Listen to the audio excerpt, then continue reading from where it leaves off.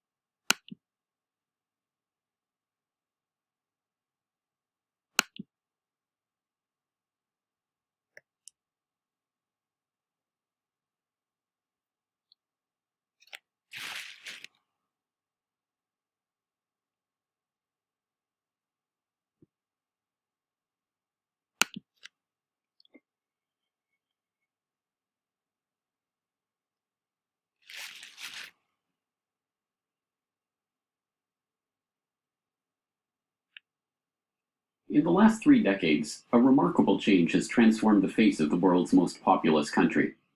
The figures are mind-boggling. Since 1980, China's gross domestic product has increased by over 3,000%, from 300 billion to over 10 trillion. This boom has been fueled by the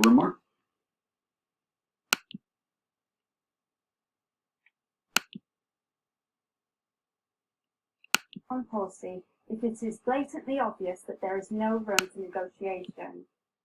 It's not about softening our foreign policy. It is about absolutely condemning what happened in Manchester. Innocent lives were taken, young women and girls out enjoying themselves for the evening. That's the society we live in. That's the society I want to live in. And nobody should be allowed to take that away from anybody. The person who committed it did an appalling and abominable and atrocious act, as did apparently those that were conspiring within. The police investigation is ongoing. My point was that we have to have a foreign policy around the world that doesn't leave large areas without any effective government, such as in Libya at the present time, which can become a breeding ground of a place of enormous danger to all of us, and indeed any Western country in Europe or in North America. My point was absolute condemnation. My point was that we need more police, not less. That's why we're pledged to provide 10,000 more police on our streets, and that we wanted a foreign policy that didn't leave large areas of the world ungoverned, so that we had a more secure future for all of us. And do not allow this to become an attack on our multicultural society or on the wonderful faith of Islam. This is a perversion of Islam, that what was done in Manchester, as indeed other attacks have been. What we need is a strategy that protects us, but a foreign policy that engages with the rest of the world as well, to bring about a safer world for all of us. I just want to throw that back at next. Does that satisfy you? I think it's just in terms of foreign policy, are you going to look the other way if there's any military intervention that is needed in that area to support the coalition that are fighting IS? Well, the coalitions that are dealing with IS in Syria are complex, and they're sometimes fighting each other as well. My whole point is that we have to cut off the funds for IS, cut off the arms for IS, cut off their publicity as far as we can, but also bring about a peace process in Syria by reconvening the Geneva talks, including all the neighbouring countries as well as Iran, but also bring about a constructive dialogue in Libya so that we don't have huge areas of that country with all its oil wealth underneath it, ungoverned and a prey for this kind of thing. There are desperate people in Libya living in refugee camps. Let's give them something positive and some hope by bringing about stability in that country. It's up to all of us to engage with that, because if there is ungoverned spaces around the world, then actually everybody's under threat. Well, let's move it on. A related question from Callum McLean. Mr. Corbyn, the horrific events in Manchester are not the first time this nation has faced terrorism. You and two of your senior colleagues openly supported the IRA. How can we really trust you in stopping terrorism? I wanted dialogue in Northern Ireland during the 1970s and 1980s. I did make contact with Sinn Féin when they were not allowed to travel, their leadership was not allowed to travel to Britain, for example. I wanted there to be a process. And that peace process came about by the actions of people such as John Hume, such as Jerry Adams, such as David Trimble, who eventually brought about these ceasefires with both governments, both the Conservative and later with the Tony Blair-led Labour government. And that brought about the Good Friday Agreement, which respects all the historical traditions of Ireland, which is obviously fundamental to bring about peace. And I think we should all be pleased that we've achieved a great deal through the Good Friday Agreement. And do you know what? That Good Friday process, recognising those differences, has become a bit of a model for peace processes around the world, where people who were not talking to each other, worse than that, now travel the world together in order to promote peace. ありがとうね、あれ、アップしたんだけど、はい。なんか知らないけど、向こうのさ、手違いでさ、アップされてなくて、はい。写真だけ古いまんまでアップされちゃったんで、もう一回ロードしたけど、多分明日にはまた更新してくれると思うんで、変えれるんですね、途中で表紙。んえ途中で表紙変えれるんですね。うん、タイトル変えたの。これで表紙できるかな。例えばね、これは、ブックマークあるかな。これ Amazon ないかな。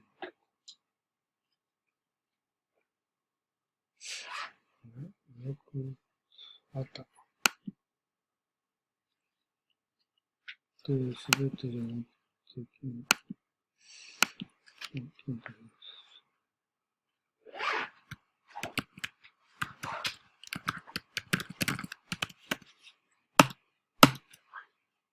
て、で、このタイトルにすればね、はい。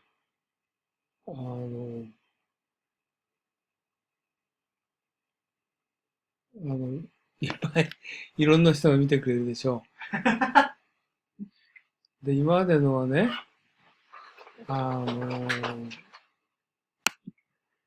これ表紙変わってないんですよ。ほら。で、これ2000円にしてね、タイトル。で、南京大学、あれこれ右に入ってるよね。このタイトルにしたら、はい。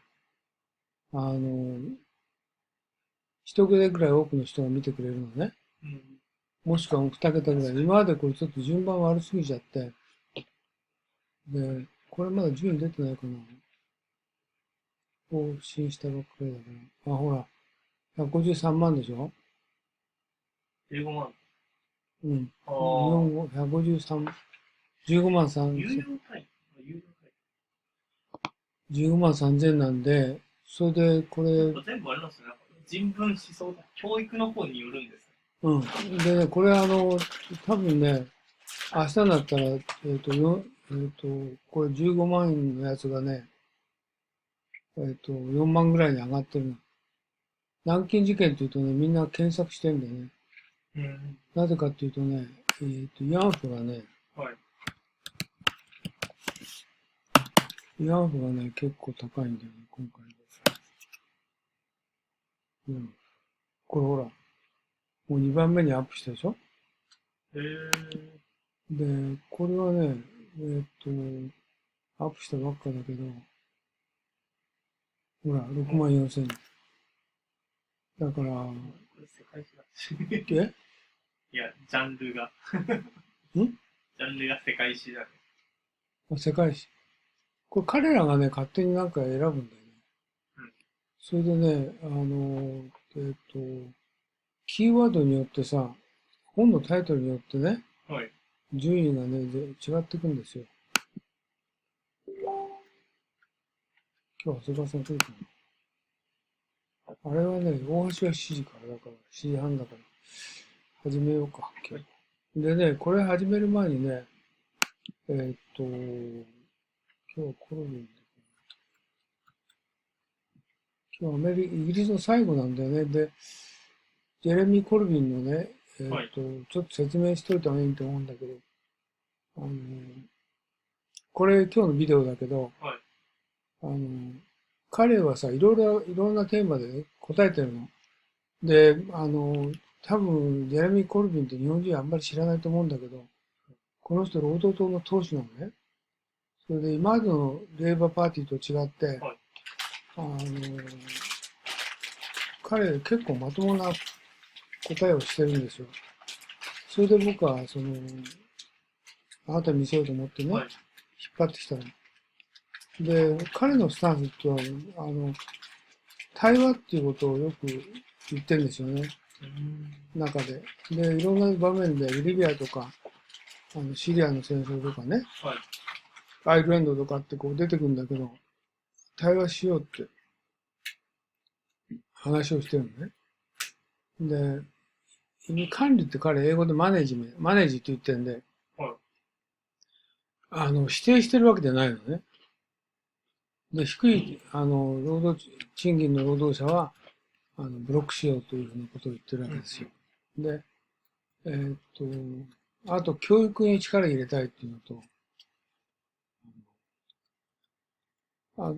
あとは、EU 離脱は、話の中でね、はい。ドイツ車とイギリス車とドイツ車と部品の融通をやってるんで、これはドイツ車って書いてイギリス車もあるんだよね。相互融通してるんで、それはだから、離れたからといってそれを課税するのはできないよねっていうようなことを言ってる。パイプラインって言ってるんだけどね。はで、移民についてさっき管理あるっていうことで安い労働力。あ、これダブってるな。なんか、ダブってる。どうしよう。こっちで消しちゃってまた更新しちゃうと。あ、ちょっとまずいかな。まあいいか。で、あと後半はね、ジェレミーって言って有名なコメンテーターがいるんだけど、イギリス人のね、それとコルビンで対話してるんですよ。で、それで、同じジェレミーさんってことですか？ジェレミ覚えてる前の、林大使にインタビューしたジェレミー。ああ、これ、ジェレミー・コルビンってこれ、もう、コメンテーターのジェレミー。あ、そういうこと。で、あと、イスラエルとパレスチナだけでなくて、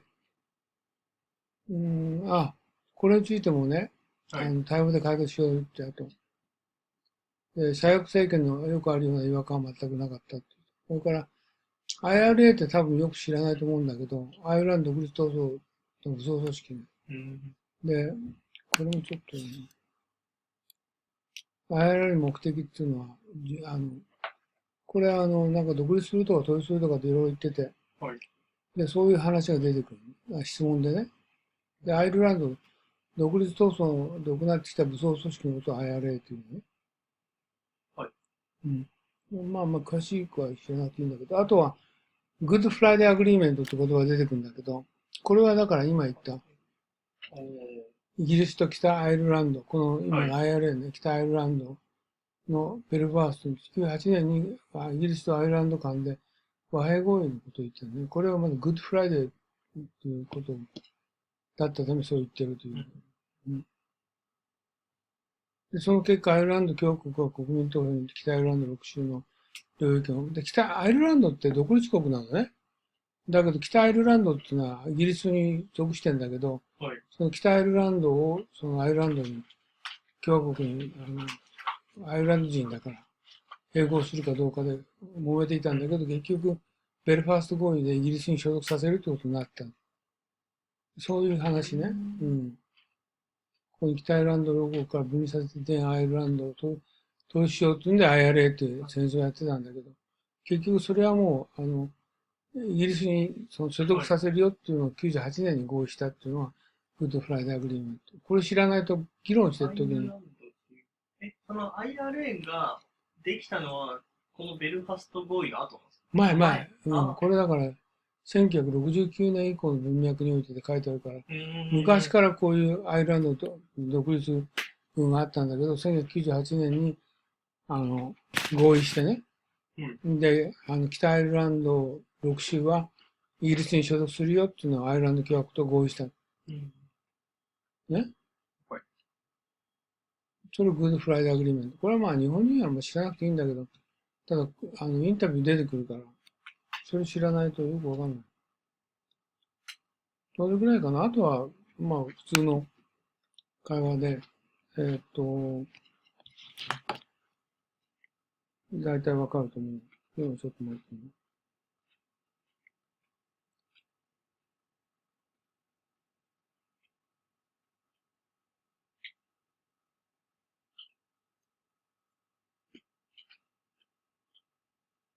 OK。で、これちょっと初めからね、やる感じ。Okay, let's going to start. Oh, just a moment. Let's going to start. This is, I think this one is recorded at, very recently, the end of May, last month. So, on the story of his interview, he's supposed to be Prime Minister-elect, sort of candidate against Theresa May. So at that time, she is expected maybe prime minister, but actually Theresa May succeeded his position. But I believe he might be prime minister within several months later, because Theresa May cannot sustain her position. I believe, okay. But actually, his question answer is very acceptable. So you can listen.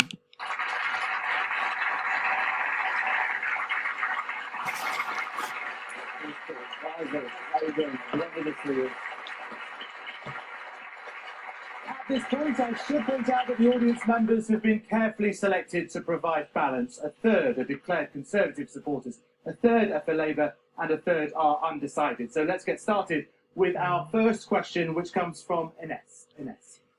Mr. Corbyn, in your speech following the Manchester attack last Friday, you stated that no government can prevent every terrorist attack, and that we need a foreign policy that reduces rather than increases the threat to this country. Islamic State have clearly stated that anyone who doesn't abide by their ideology is their enemy. So why should we soften our foreign policy if it is blatantly obvious that there is no room for negotiation? Okay, she's what she's talking about, ISIL. Okay, anytime just against ISIL, so they're enemy, so they're going to attack for those countries. So her question is, how do you think about this? It's not about softening our foreign policy. It is about absolutely condemning what happened in Manchester. Innocent lives were taken, young women and girls out enjoying themselves the evening. That's the society we live in. That's the society I want to live in. And nobody should be allowed to take that away from anybody. The person who committed it did an appalling and abominable and atrocious act, as did apparently those that were conspiring with him. The police investigation is ongoing. My point was that we have to have a foreign policy around the world that doesn't leave large areas without any effective government, such as in Libya at the present time, which can become a breeding ground of a place of enormous danger to all of us, and indeed any Western country in Europe or in North America. My point was absolute condemnation. My point was that we need more police, not less. That's why we're pledged to provide 10,000 more. Oh, he's talking about, okay, overseas, he's just like Libya sort of country, just try to protect terrorists. He will not allow them to do that, but also he tried to provide more police officers in the country. He said 10,000 is more 10,000 police will going to be increasing in England. Police on our streets, and that we want a foreign policy that didn't leave large areas of the world ungoverned, so that we had a more secure future for all of us. And do not allow this to become an attack on our multicultural society or on the wonderful faith of Islam. This is a perversion of it. So he's just a multicultural environment. He tried to protect multicultural environment. Also, we should not attack Islam, but we never allow the terrorists. Islam, what was done in Manchester, as indeed other attacks have been. What we need is a strategy that protects us, but a foreign policy that engages with the rest of the world as well to bring about a safer world for all of us. Well, it's kind of common sense what he said. I just want to throw that back at you next. Does that satisfy you? I think it's just in terms of foreign policy, are you going to look the other way if there's any military intervention that is needed in that area to support the coalition that are fighting IS? Well, the coalitions that are dealing with IS in Syria are complex, and they're sometimes fighting each other as well. My whole point is that we have to cut off the funds for IS, cut off the arms for IS, cut off their publicity as far as we can, but also bring about a peace process in Syria by reconvening the Geneva talks, including all the neighboring countries. What he's doing completely different from the United States. Theresa May is get working with Trump. So Trump is going to take action to Syria. Okay, she's going to support him. But Corbyn is a different opinion. He's just talking about, okay, we're going to start talk, including all the neighboring countries as well, not attack. As well as Iran, but also He said Iran, including Iran. about a constructive dialogue in Libya, so that we Also, additionally, he's talking about constructive dialogue in Libya. don't have huge areas of that country with all its oil wealth underneath it, ungoverned and a prey for this kind of thing. There are desperate people in Libya living in refugee camps. Let's give them something positive and some hope by bringing about stability in that country. It's up to all of us to engage with that, because if there is ungoverned spaces around the world, then actually everybody's under threat. Well, let's move this on. So what he's talking about is he's trying to talk with those people. But my opinion is a little bit skeptical. He always talk with those issues, but some cases almost difficult, especially Libya cases. Lots of refugees are from Libya to Italy, and from Italy to Britain. And Britain don't accept its refugees. And like he said, he's going to talking about cheap labor will not accept from outside Britain. So what kind of discrepancy he's going to solve? But this kind of discussion he didn't make it. Okay, this is okay. This is going to continue. From the latest question from Callum Mifflin. Mr. Corman, the horrific events in Oh, this is a. Manchester are not the first time this nation has faced terrorism. You and two of your senior colleagues openly supported the IRA. Oh, okay. That he's going to get into the IRA. How Maybe can you understand because I explained you it. really trust you in stopping terrorism? I wanted He said stopping terrorism means the IRA itself he just called their terrorism. Okay. dialogue in Northern Ireland during the 1970s He's also talking about the dialogue. and 1980s. I did make contact with Sinn Féin when So he himself involved in, and 1996 settled down. The North Ireland state is belonging to the British. So this is the next sentence he's going to speak out. Good Friday they were agreement. not allowed to travel, their leadership was not allowed to travel to Britain, for example.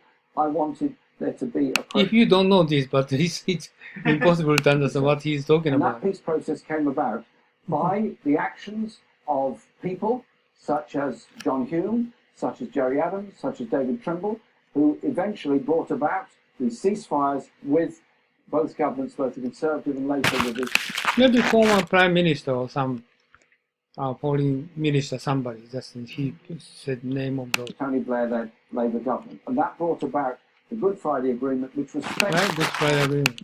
all the historical traditions of Ireland, which is obviously fundamental to bring about peace. And I think we should all be pleased that we've achieved a great deal through the Good Friday Agreement. And do you know what? That Good Friday process, recognising those differences, has become a bit of a model for peace processes around the world, where people who were not talking to each other, but worse than that, now travel the world together in order. What he's talking about, this Good Friday Agreement is one example, North Island, and he's just talking about with the other country, like Libya, some other area, Syria, so he just, this is one example. He tried to consider for this kind of agreement. To promote peace and dialogue in the Middle East, in Colombia, Right. and in the past in South Africa. I think we should be pleased about those achievements. Is it worth clarifying for Callum? Did you vote for the Good Friday Agreement? Yes, I do. Okay. Absolutely. Okay, well, let's talk about something. I mean, Callum talks about, can we trust you on stopping terrorist threats? Let's talk about something practical. Armed police officers. We I think there should be fewer, there should be more, none. I think there should be what is necessary in order to save and protect life. I want to live in a society that is safe and secure. Ideally, nobody wants to see armed police officers anywhere. The reality is, at the moment, they are there and they have been. If you could come back to that, Mr. Corbyn, you didn't actually answer my question. You have openly supported the IRA in the past. This guy is something want to discuss about very strongly against IRA activity. So Corbyn don't want to answer for him. And I can give you an example. Attending a commemoration for the 8 IRA men who were killed in Loughgall. Now, in your words, it was to honour them. Maybe you can share with the electorate why those IRA men were actually killed. The commemoration I think you're referring to was a meeting I was at in London where there was a period of silence for everyone who had died in Northern Ireland. Right, he said something. Mr. Corbyn, the event was actually to commemorate the people who were killed in Loughgall. And the reason they were killed in Loughgall was that they were on their way to kill British policemen. Oh, they actually battle, right? So his guys remember the battle of IRA and British policeman. So he just criticized kind of, peace talk. But this guy is something wrong. But we don't know that what happened in the past, right? So we don't need to in the detail. But The some contribution I complaint. made to that meeting was to call for a peace and dialogue process in Northern Ireland. right, he said dialogue process, dialogue, talk. It's only by dialogue and process we've brought about the peace in Northern Ireland, and I think that is a good thing. And I think going forward, we need to make sure that in the Brexit negotiations, So this guy is talking about the IRA army killed our policeman, British policeman. How do you think about that? We need to revenge or something. But he said, no, we just peace talk. there is no return or to any kind of hard border He just between also believed Northern Brexit. Ireland and the Republic. Okay, thanks, Callum. John Dare. John. Mr. Corbyn, like many voters, I approve of many of the policies in your manifesto. The problem I have is that I don't see you as someone who could effectively run this country. How can you convince me that you're the man for the job? We wrote this manifesto, which I'm glad you approve of, by consensus within the Labour Party and our affiliated groups and organisations, and from the contribution of hundreds of non-affiliated political groups who have very important views to communicate to us. We put those forward, and in government we will carry this manifesto out. This manifesto is about investing in our future. It is about investing in our young people for the future, so that we don't have supersized classrooms, we don't have massive waiting lists in hospitals, we don't have a million people waiting for social care, we don't have... He's just talking about his manifesto and some British current pitfall for the government policy, like he's talking about social care or education and sort of things. He just, no, we're going to consider for those issues. Thousands of people sleeping on our streets. The choice is quite clearly there. This manifesto, investing for the future, Oh. taxing more, そうだ、お前今日来るやって言ってたねなんで。そんな1キロ a bit for corporation tax and for the very wealthiest, 95% will pay no more, or you can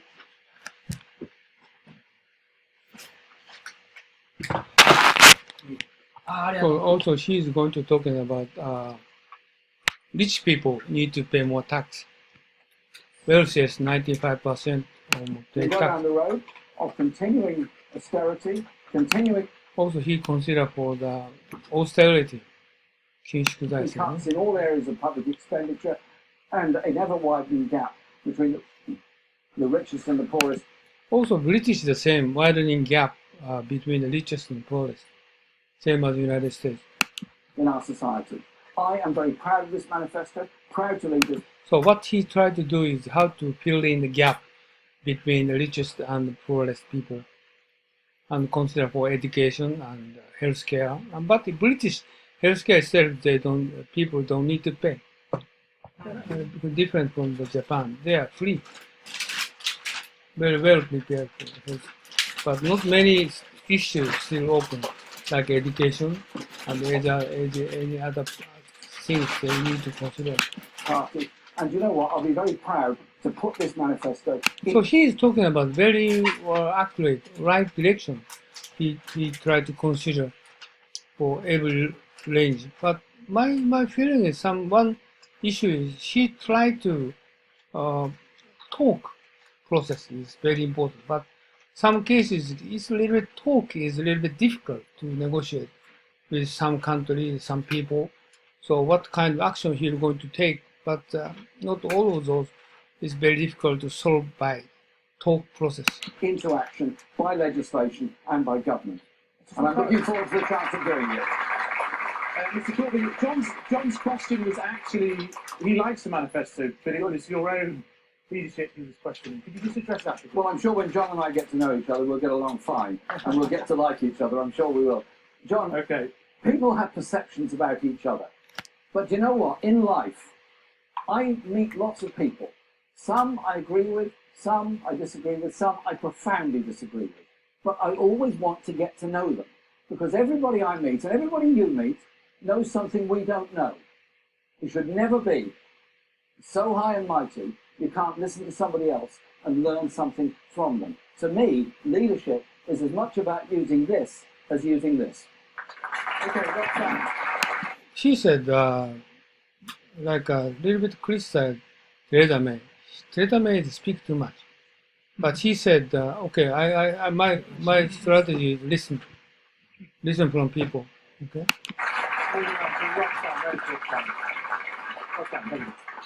Hey, Mr. Collins. I'd like to know, for people like myself who voted to leave the European Union and have voted Labour in the past. She is, her opinion is leave EU. Okay, he is support for leave EU. At the standpoint, he's going to make question. How are you planning to deal with immigration? The Conservatives have pledged a number. Why won't you? When we leave the European Union, we accept the results of the referendum. It's taken place, it's happened, we accept it. And the priority has to be negotiating tariff-free trade access to the European market to protect. Okay, he is first of all, not only immigration, but first of all, is free trade access to Europe. Is what is his concern. Jobs in this country, that we will do. It also has to be about the future relationship with Europe, because they are, after all, our very close neighbours. Another issue is to keep good relationship with Europe. This is the same thing Theresa May is talking about. But EU people never accept kind of his opinion or Theresa May's opinion. On the issue you mentioned of immigration, the free movement is implicit in membership of the European Union. It obviously stops from the leaving the European Union. In the future, there has to be managed migration. He said manage migration. He don't tell the stop migration. He's talking about manage migration. Okay, so what is a managed migration? He's going to speak out his opinion. And it has to be based on the needs of this country and our economy and of the... Okay, he said based on needs of economy and country and our economy. Rights of family reunion. I'm not going to stand here and put a figure. Our Prime Minister... Put a figure means he don't tell how many people. Has done that now in the third election running, and he's got nowhere near meeting that figure. I would say we have to have managed migration, we have to have protection of EU nationals. Two messages, manage migration and have to have protection of EU nationals. Protection means EU people living in Britain. So he said, okay, we're going to protect EU people. He allow them to stay in British. Okay, give them visa and staying there. Right? In here, just as much as there should be protection of British nationals, of which there are very many. Okay, he's the other way around. Also, they recommend ask the EU people. They ask them to British nationals stay in EU. Living in other parts of Europe. But we should also remember that if people hadn't migrated to this country, we would have a much worse health service, education system and transport system than we have. The contribution that's made to your living standards and mine by people who have come here is huge. So I'll tell you what will change. We will not allow companies. Okay, just he talking about we need to go to take care of EU people staying British. At that time, also he going to take care of healthcare, everything, the same equal level. So also he is going to ask Europe to take care of British people. But he add one more comment. But we will not allow company To bring in whole groups of very low-paid workers. This is his point. Very low paid workers. This is the immigration he's talking about. In order to undercut often fairly low-paid workers in this country, just to stop. This is a major problem, immigration. One of the reasons they don't like immigration because low wages getting lower because of outside immigration, right? Their working conditions.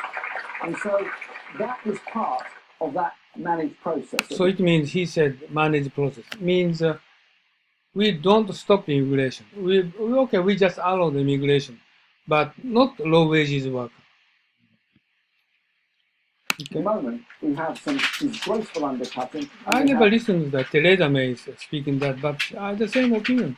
She is thinking, I believe. Impacts on different communities. The other point I just make in finance on this, going to see Faisal, is that we would also reinstate something that Gordon Brown introduced when he was Prime Minister, which was an impact fund for communities that had an influx of new residents and needed support on vital local services. And so we accept the result, we negotiate with Europe, we have a good relationship with Europe, and we manage our own future. So this is exactly the same as Theresa May talking. And EU, the good relationship and manage our own future. Help Roxanne out here. You won't give a number, but the current net figure is 248,000. Higher, lower, Well, the same.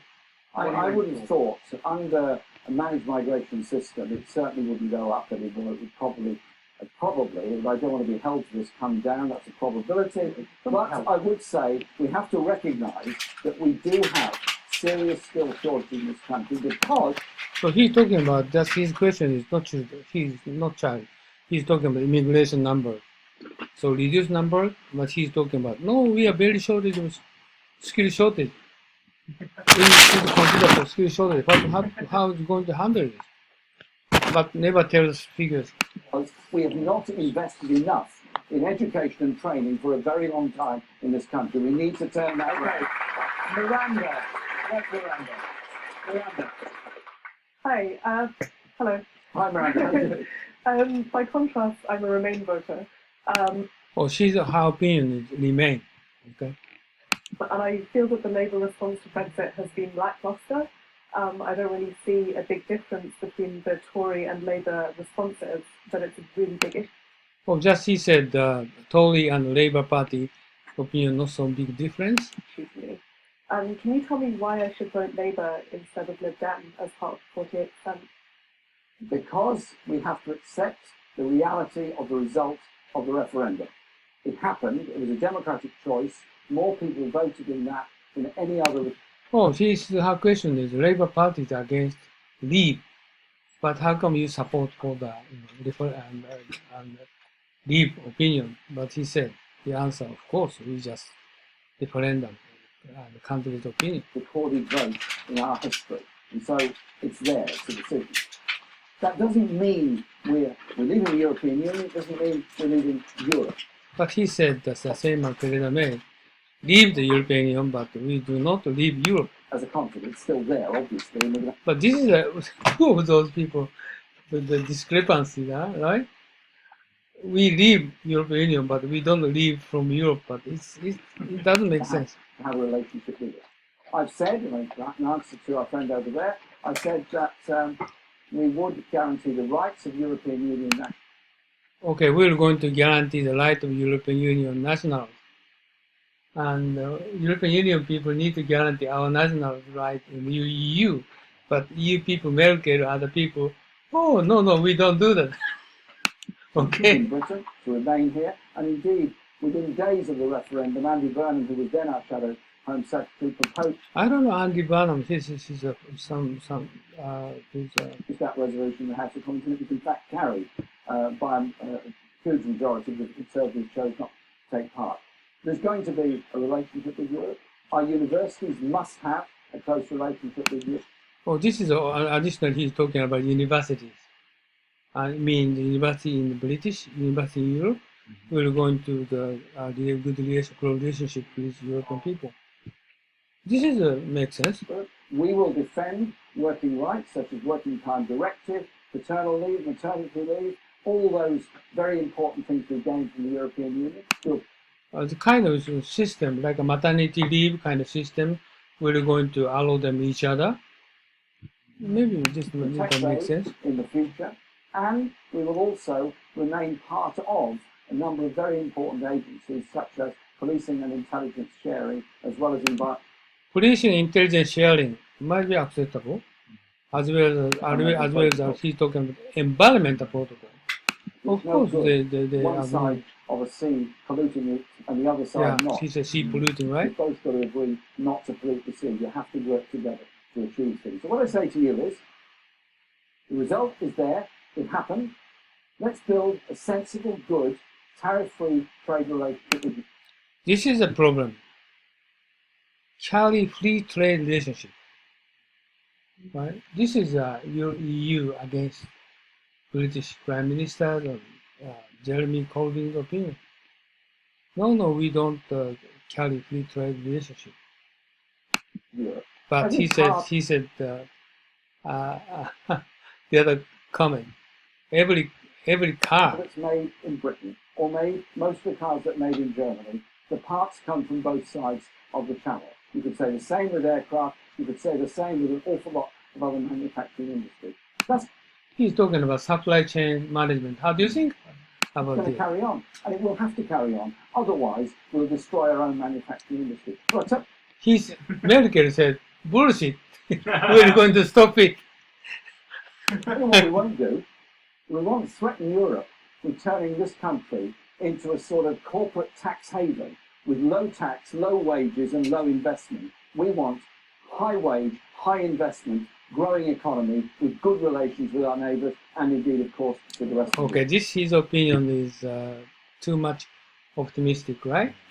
So Merkel will say, okay, we can free trade relationship, we can sustain even if you're going to out from EU, but you need to pay amount of money. Originally, we made a contract, right? Huge money. I forget how much money. But British will not want to pay that huge money for the leaving charge, special charge. But British don't want to pay. They're talking about this kind of issue later. But well, on that,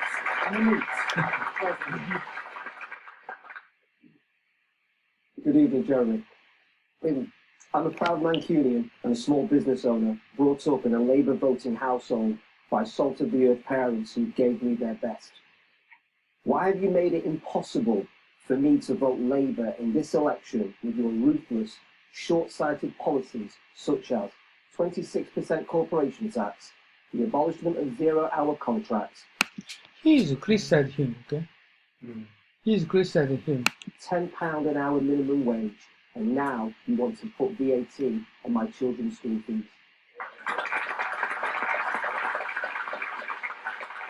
He's going to answer for him.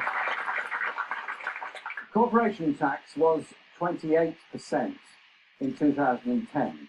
This government has reduced it and proposes to reduce it further. We're going to put it back up to 26%. Why are we doing that? Because this country is badly divided between the richest and the poorest. Okay, behind the scene, he just why corporate tax is high? Because he said rich and poorest divide.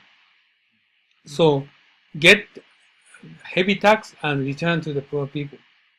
Money, return the money to poor people. He just You intended put behind. corporate tax and tax at the top end down, the division gets greater. Are you happy that so many of our children are going to school with supersized classes? So many of our children are going to school hungry. Are you happy with so many people? What Maybe he's talking about behind scene, just okay. Tax will going to refund to education. waiting for hospital operations, 1 million waiting for social care? You don't address these problems by ignoring This is Labour Party. Right? them. I appeal to you, as obviously a traditional person who supported our party. At this point, is very similar to Bernie Sanders. I try to fill in gap between richest and poorest. Recognise that we're all better off when everybody is better off. And your children want to get a home of their own in the future. We build a home for them, both to rent as well as to buy, then they've got a better chance. Your children, I'm sure, would like to go to university. I do not believe we should charge fees for our students to go to universities. Fee is considered for charge free for students going to We all university. benefit from them. And Oxford is going to Oxford, they need to pay 70,000 US dollars a year, right? So he said free. But my question is, can he? Graduating and becoming well-qualified citizens. So what we're proposing in this legislation is transformational, because for the first time for many years, we're saying this younger generation. But Bernie Sanders said, okay, this university is free charge. Bernie Sanders said the same approach. Okay. Should not be worse off than we are or ones that went before. They should actually be better off. This is about rejigging the way that we run our economy. But I'd also say, Rejigging,調整する.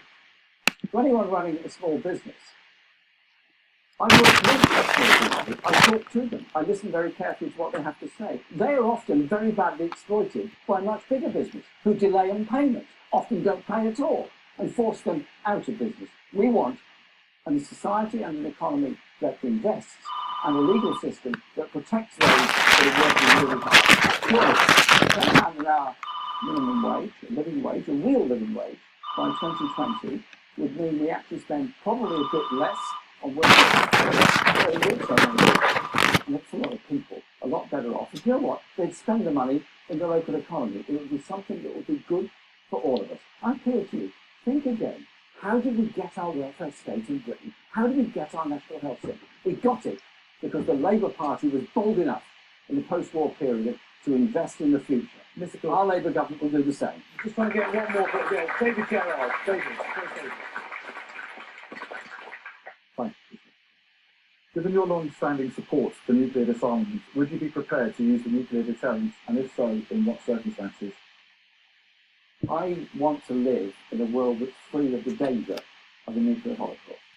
Any nuclear weapon used anywhere in the... Oh, by the way, you should need to know the British, they decided to make contract with China and French nuclear power plant company, and they decided to build nuclear power plant.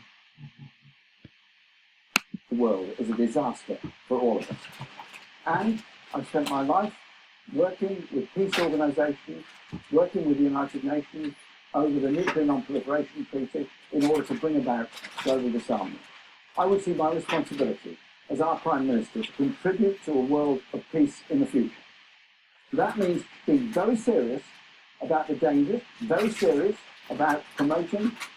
Oh, he is talking about them, but common sense. China is trying to achieve in Korea with the six-party talks. Be very serious in what President Obama achieved with his agreement with Iran, but also look at the other threats that we face as well. Cyber attacks are very serious. We saw that with the attack on our National Health Service only a couple of weeks ago. Random acts of terror, such as we saw in Manchester, are a real threat as well. We have to defend our way of life, our society and our country by an intelligent engagement with the rest of the world. And I want to bring about our contribution to a more peaceful world. Oh, this is he said discrepancy. He tried to abolish M15, is intelligence organization. Mm-hmm. But he said that we need to more peacefully. We try to manage terrorists. We try to more emphasize like intelligence organization and police organization. He said, and increase 10,000 policemen. But this is so somebody asking the question. The practical implication of David's question, which is in 11 days' time, you could be Prime Minister and you would have to write those letters. Oh, just at this time, okay, just May 29th, so he has a chance to be Prime Minister. It's a last resort. The tridents of all commanders. Are you going to write those letters? I will write the appropriate letter to our commanders, who are obviously very responsible, very loyal naval officers. Okay, well, that brings us to the end of our first question and answer session of the evening. Thank you very much, Mr. Corbyn. Thank you. And thank you very much.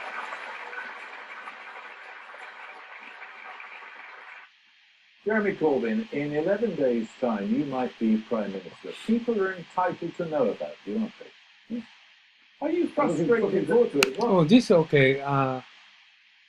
Very famous commentator Jeremy, and discussed with Jeremy Corbyn, and the commentator Jeremy always speaking to criticize him. Okay, just listen. It's the conversation is mixing. Oh, good. Are you frustrated that And he is Corbyn is trying to make answer very politely. so many of your core ideas, your basic principles, didn't make it into this kind of... He said criticize. Oh, come on, this is a really good man. I'm glad you got it. It's a really good... I've had to read it too. I had to write it. Yeah, but it Right. doesn't include key things that you believe in, does it? This manifesto is a product of the views of the Labour Party, You expect of party conference decisions, and the views put forward by individuals in the shadow cabinet. But this manifesto You fundamentally... persuade the cabinet. Can I The shadow cabinet. finish to this? No.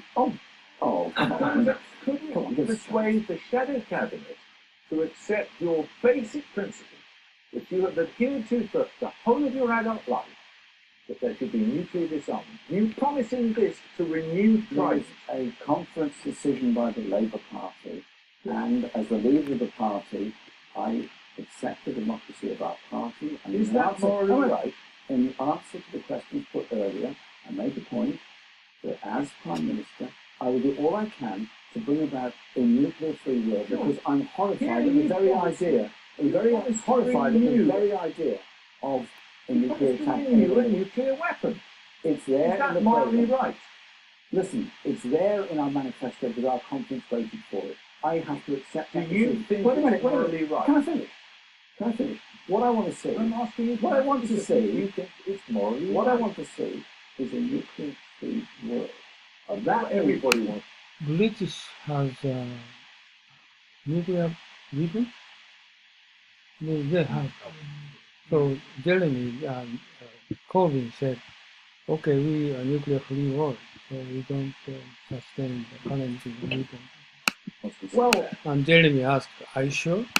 But is it not so sure morally about right? If I'm not that's so what sure you, about if I'm that's not so what you sure believe, about is that. it morally right to renew a nuclear deterrent? That is the decision that's been taken. We will work for a nuclear-free I know world. We will you work through the Nuclear Non-Proliferation Treaty to achieve that. That surely is something well worth doing. Actually, this is impossible. Corbyn talking, because nuclear weapon, if he owned nuclear weapon, that is a powerful diplomatic policy, right? So it's impossible to eliminate this capability against any other diplomatic negotiation. A number of your other core beliefs do make it into this manifesto, don't they? About nationalising the Royal Mail, for example, or the railway. But he's talking about it's always proliferation nuclear proliferation is he's going to supporting for like Japan or supporting for those things. Is beforehand they never talking about that. America, Britain, they never involved in talking with nuclear proliferation agreement, right? Or energy companies or water companies. Why not banks? Some of our banks are publicly owned, if it is. You said Oh, but I think his banking is a weak point. His answer is not clear. you have always believed that banks should be publicly owned. There are some banks that are publicly owned. We will be promoting building societies, cooperatives, and we will be promoting a national investment bank, which won't be a lending bank, it will be an investment No, bank. you believe And that is an important part of it. public An ownership of important, retail banks. an important part of directing investment in this country. Of the retail banks, RBS is largely publicly owned. There is a public stake in most of the I other banks, would and that will always keep. favour banks being public ownership. You said that in 2017. You do. Well, I did say It that. doesn't get into the manifesto, Well, does it? Jeremy, what we seem to be struggling with here is an understanding of a process that brings about a manifesto. What we're I struggling am with not a is how much dictator. this represents what you I believe. am not a dictator who writes things to tell people what to do. This is a product of a process in our party. That's why I was elected leader of our party, to give a voice to the members and those who are affiliated with our All right, party. let's take another aspect of it. Okay, just Colby, he is not expert for banking business, so okay, that's he can answer. You say you'll freeze benefits for 3 years. You will? Now, what we've said is we will put $2 billion. Jeremy said freeze benefit for next year. Benefit means kurikosa. Into the benefit system per year in order That's to tax credit. in order to reduce the effects. We will also end the indignity of Will the you freeze benefits for capability 3 years? workers. Benefits will be paid, of course. Benefits Okay, this is Jeremy asked question. Freeze benefit, and Colby is cannot make clear answer for him.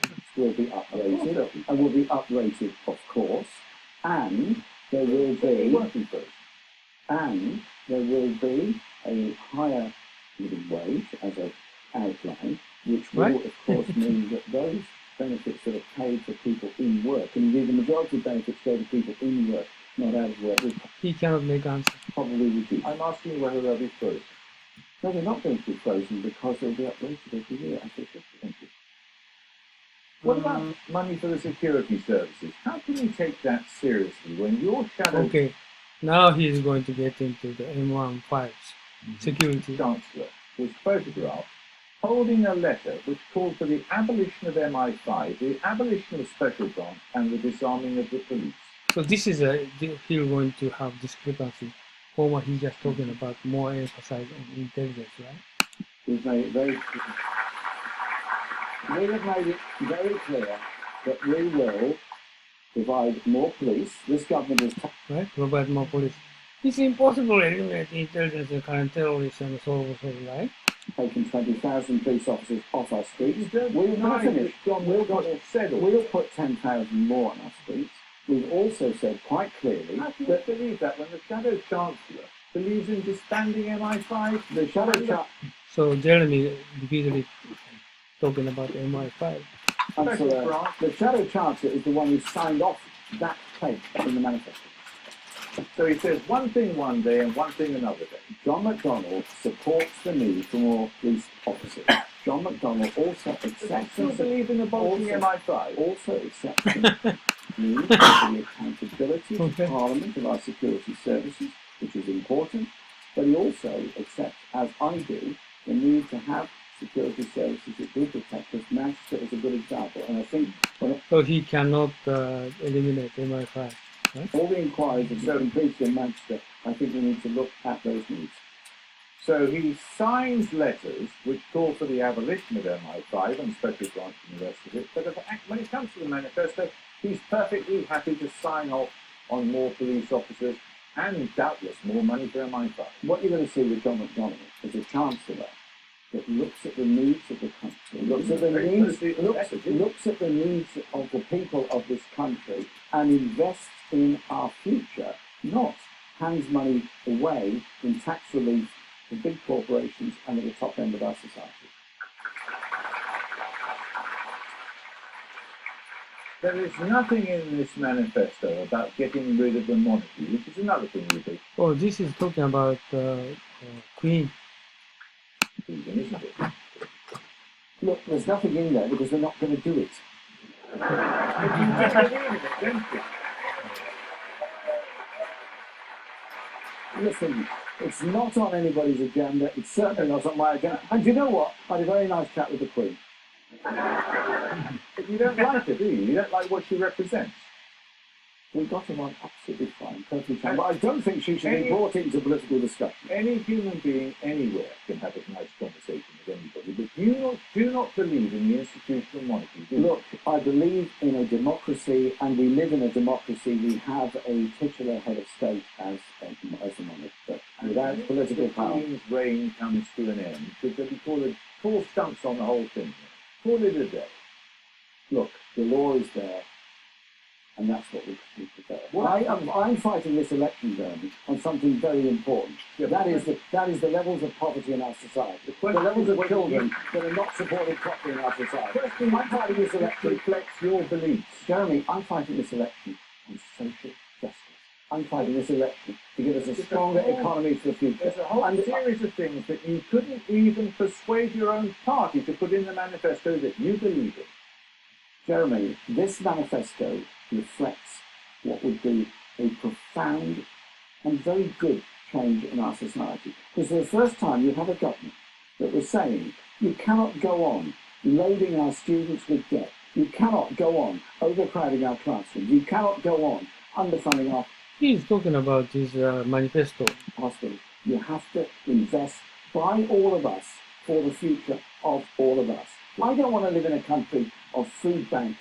I don't want to live in a country of homeless people. I want to live in a country that actually does seriously care for all. When you're Prime Minister, you will have to take this country into negotiations with the rest of Europe. When they look at you and they see a man who cannot get his core beliefs into his own manifesto, are they going to take you seriously? Listen, what they're going to take very seriously is that we would have been elected with a mandate to negotiate a tariff-free trade access to Europe. This is a point again just coming out. He said free trade access to European Union. European market. This is, I think, Theresa May same opinion. But how are you going to do this with that payment? That we will protect. Jeremy, we're going to ask for how do you think about payment? European nationals living here. What they will see is a government that is going to protect the protocols, environmental conditions, workers' rights we achieved for Europe, and a government that wants a serious relationship with Europe, but respects the result of our referendum in that we're leaving the European Union. You are prepared to contemplate then no deal. There's going to be a deal. There is going to be a deal. Would you leave Europe without a deal? We will make sure there's a deal. And you know what? We won't How start. much of our money are you prepared to... Okay, he's talking about.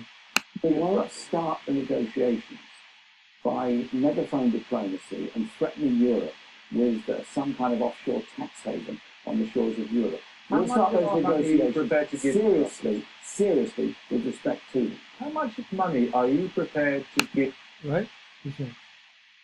to Brussels in order to get a deal? Jeremy, there are going to be So Jeremy said, we cannot make a deal.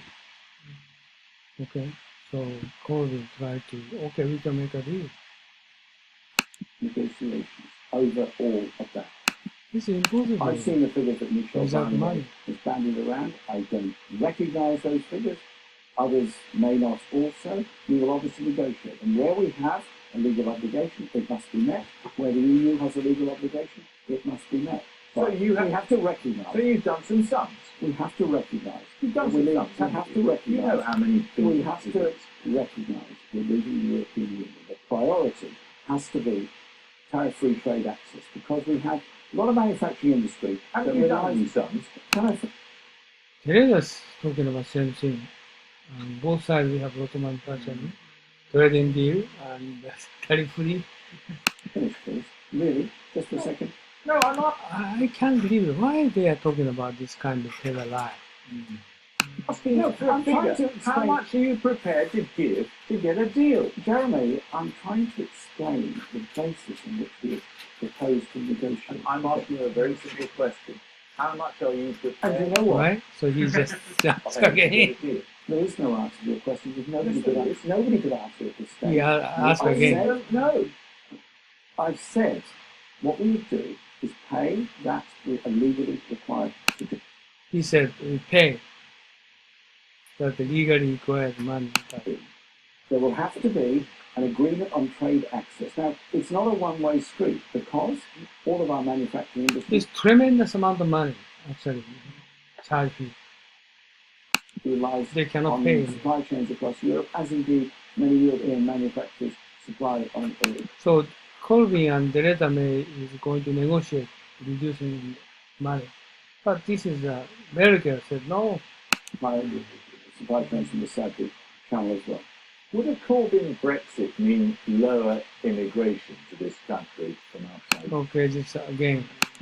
We had that discussion with the audience earlier on. Free You movement, said probably. free movement ends when we leave the European Union. Okay, he said free movement end. Right? We will, as I So said, you're not giving any guarantee on immigration.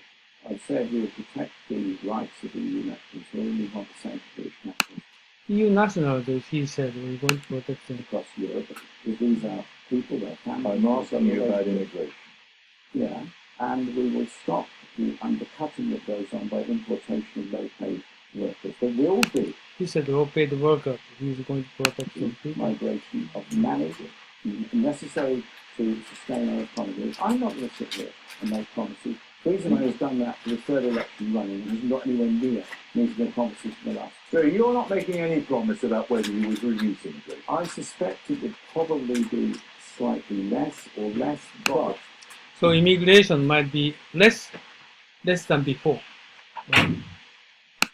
but Probably is hardly a listen, Do you nobody. think there are too many immigrants in this country? Listen, we require migrant workers to maintain our health service and much of our industry. We have a skills gap because we haven't invested enough in skills training. Let's look at the security of the state then. The primary duty of a prime minister, the overwhelming duty, is the protection of the state. And yet the only time in recent history that there has been an invasion of British soil was the invasion of the Falklands. And you recall what you said then? Oh, this is now switching the issue, going to talking about Falkland. Don't you? I wanted there to be a UN brokered plan, the ceasefire at that time, which President Terry of Peru was trying to pursue. Always this kind of discussion he's talking about ceasefire and talk. He said that young, unemployed men were being sent to the South Atlantic to die in pursuit of a Tory plot. What I wanted was a stopping of that war. I didn't want any young men, British or Argentina, or anybody else to die in that war. And as Did the you think UN, the Argentines should have got out of the Falklands? I don't think they should have gone in there, but I Oh, he's right. also think there should have been an opportunity to prevent that war happening by the UN, which was He's right. Against Trump. Trump is trying to bomb Syria and don't stop war. But Jeremy Corbyn said, okay, we are talk to stop war or prevent war. So you do think it was a Tory plot, do you? No, I think it was important. Why didn't you say so? I think it was important that there should be a negotiated solution to that through the United Nations. That You surely, didn't believe it was a Tory plot. Jeremy, Why did surely- you say you thought it was? Jeremy, Margaret Thatcher made a great deal of the whole issue, as everybody could see at the time. I felt that she was exploiting the situation, but there has to be, the end of every conflict, there has to be a peace process. So Why don't we start with the objective of trying to get a peace process? looking back And on it, use- you realise you Use were our wrong. councils through the United Nations to achieve Because that. it's quite possible But in a couple of weeks' time, if you're sitting in Downing Street, the chief of the defence staff could come to you and say, we have eyes on a man in Iraq or in Syria or in Afghanistan who is plotting a bombing campaign in Britain. You have 20 minutes to make up your mind as to whether we take him out with a drone strike. Now, if you think, do you think that's a Tory plot as well? I would want to know the circumstances, the evidence, and what would happen. It's happened before. And also what the effect would be on innocent civilians around. Because you would be prepared to take such an incident. listen, we had You it would be this, prepared to take such an incident. taking somebody, killing somebody actually happened outside Parliament. Yes. And I think you have to look at all the evidences there. But you can't answer a hypothetical question without the evidence of it. But it's not really hypothetical. It's completely hypothetical Cameron, if you had his job. It's a completely hypothetical question. You have to look at the evidence that's there. You at the would time. be prepared. We have to look at the evidence. Oh, this story, Jeremy want to get answer from Colby. Okay, we're going to use drone to Syria, Afghanistan, the other place. And you, why don't you answer for me? He said. Colby said, cannot answer now. Right? This is true. He cannot make commitment. Okay, we never attack, Syria, Afghanistan, and so countries. He can speak up. There at the time to make So evidence, he said. that fatal decision one way or the other. He said fatal decision. He said. Why then did you describe the killing of Osama bin Laden as a tragedy? Because I think he should have been arrested. Oh, this is he's talking about. He's true. Okay, just listen. And he could have been. You think that was a Said trial. Okay, trial. tragedy? I think the whole Afghan experience is a tragedy, and I think we should have been put on trial. So what bothers a lot of people is the friends that you have made in your campaign, doubtless heartfully felt for peace. Like Hamas, for example. You know that Hamas have killed civilians. And you call them your friends. Now he's going to the Palestine and Israel. Okay. It was inclusive language at a meeting in which I was promoting the idea for a two-state solution, in which I was promoting the need for dialogue between Israel and all aspects of Palestine, including Hamas as well as including Fatah. I think to bring about a peace process, that is important. Do you know what happened last night in Tel Aviv? There was a very large demonstration of people wanting a peace process and a dialogue. I think those are people you've got to work with. You've got to work with people often you don't agree with, You're not happy to call Hamas your friends despite the fact they killed. It was an inclusive piece of language in order to get a meeting underway. I do not agree with them. I do not support them. I want there to be a process. But at the end of the day, there has to be a process in which people talk to each other. Okay, he's talking about finally. Anyway, he just talked with them. You know that. Jeremy Gordon, thank you. Okay, that's okay. Oh, this Jeremy Gordon was Labour Party, the head of Labour Party, British, and just she's fairly normal person, and also thinking approach is very close to the Bernie Sanders, and I think he's focused on how to fill in gap between rich people and poor people. So at this point, it's very similar to Trump, but action is different. More, common sense, normal, characters he has. And compared with Theresa May, the last week I showed you, I think this guy is better than Theresa May. But one point is the problem is he's talking about for EU. The same opinion Theresa May speaking out. Okay, we're going to try to get into keeping single market and free trade relationship with the EU. No, EU people never allow them to do that without payment. But British they are not considered for planning to pay lots of money, charge fee. So it means Theresa May or Jeremy Corbyn which one is prime minister, but they are country people, or country people is citizens against those people because they are actually those former prime minister, whoever told a lie for the referendum. It means leave is the wrong decision. They finally could. leaving the EU. Yeah. So no, any person try to take responsibility that they cannot success. Okay, this is now we're going to leave EU. So this is summarized in Japanese, and later coming later people need to read this Japanese. I put an explanation for the content of this Colvin's interpret. Now I'd like to get into the China today, and China's regime and oligarchy. Okay, while China's political system is widely known to be Communist Party that has ruled over the country since 1949, the country's Politburo Standing Committee of the Chinese Communist Party is made up of members that show China is more of an oligarchy when it comes to the country's political stance. The Politburo meets once a week, and I didn't know that, once a week, and make decisions based on which way they would like to see the country move. However, the committee is made up of China's elite in order to promote capitalism within the country. It includes China's current leader, Xi Jinping, who, according to Bloomberg, has helped his extended family reach a fortune of 367 million, which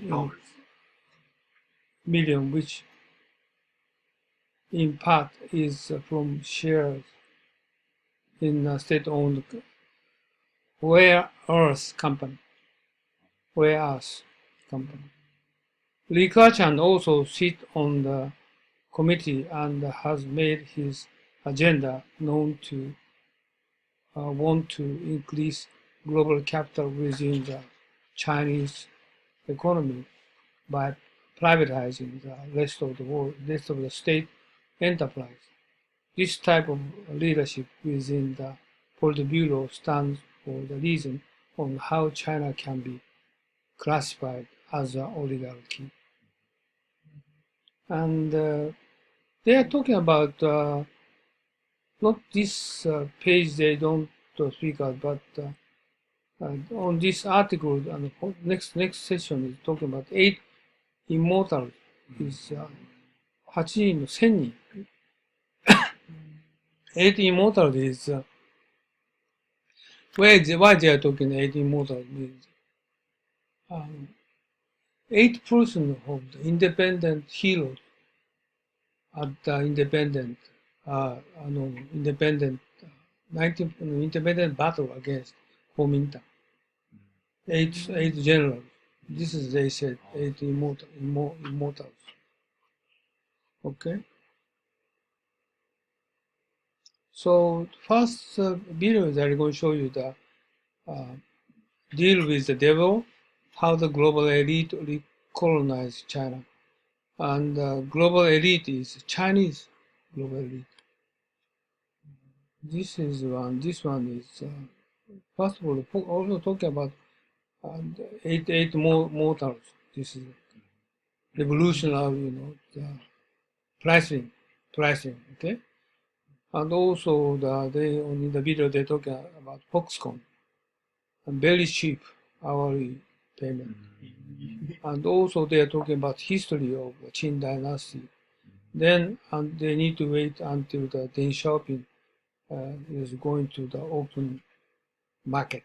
So sort of from the old ages to now, they're going to explain, and that currently oligarchy. Why oligarchy?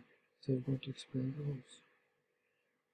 This is 25 minutes video or something. Yes. In the last 3 decades, a remarkable change has transformed the face of the world's most populous country. The figures are mind-boggling. Since 1980, China's gross domestic product has increased by over 3,000%, from 300 billion to over 10 trillion. This boom has been fueled by the remarkable rise of China's manufacturing sector, symbolized by the ubiquitous Made in China mark on seemingly every factory-made product. In 1988, China's global trade was valued at 200 billion. Today, it is worth over 4 trillion. This has led to a now familiar narrative. From a primarily poor and agrarian country, China is now increasingly urban, with a burgeoning middle class enabled by the Chinese Communist Party's relaxation of rules on private capital. This, we are told repeatedly, has led to more people being lifted out of poverty than ever before in the history of the world. China is honoring former leader Deng Xiaoping for engineering the country's rapid economic growth. Chen Wei-xiao is from Deng's home province of Sichuan. He says Deng's economic reforms made life better for ordinary Chinese. We're eating well and we have nice clothes to wear. It's a well-off society. Everything is good. I'm very happy. Chen was a tourist in the southern city Shenzhen. The city was China's first special economic zone, which offered preferential treatment for foreign investors and exporters wanting to cash in on the country's cheap labor. Thing that they've done over the past 3 decades is lifting hundreds of millions of people. Oh, Daniel Bell is a very famous person. He's a professor for Tsinghua University. Tsinghua? Tsinghua, Seika Out of poverty, and I think that's a good achievement. In the past 10 years, there's been more attempt to secure the interests of disadvantaged people and a relatively poor people in the countryside. As compelling as this narrative is, it does not tell the whole story. While no one can deny that the country as a whole is significantly wealthier than it was 3 decades ago, the masses of poor itinerant workers remain largely impoverished, dividing their lives between long hours in sweatshop-like factories and restless nights in squalid, overcrowded company dormitories. For the time being, China's most significant contribution to the global economy remains cheap, reliable labor. Anyone who's ever worked an assembly line can tell you about the pressure and the boredom and the fatigue. Conditions in the factories have often been harsh. Poor safety, illegally long working hours, cramped accommodation, few breaks and little leave.